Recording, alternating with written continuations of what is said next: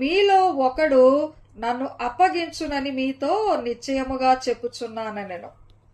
వారు ఏం చేస్తున్నారంటే, యేసయ్య శిష్యులు వీళ్ళంతా కలిసి భోజనమునకు కూర్చున్నారు. పై వచనాలు మనం గమనిస్తే గనక ఉంటాయి. మనము సిలువకు సంబంధించింది మాత్రం మనం తీసుకుంటున్నాము. కాబట్టి దేవుని బిడ్డలారా, వీళ్ళు భోజనానికి కూర్చొని ఉండగా అక్కడ ఒక సందర్భము, ఒక డిస్కషన్ జరుగుతుంది. అక్కడ ఏంటది?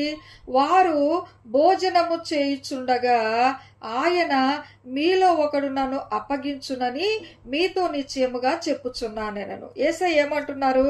యేసయ్య శిష్యులు కలిసి భోజనం చేస్తున్నారు.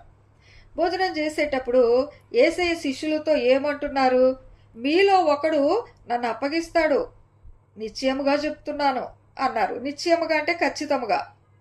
నేను ఖచ్చితంగా చెప్తున్నాను, ఇక్కడున్న మీలో ఒకరు నన్ను అప్పగిస్తారు అని ప్రభు చెప్తున్నారు.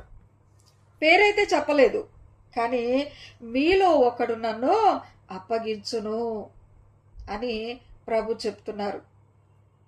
అందుకు వారు బహుదుఃఖపడి, వారేం చేశారు?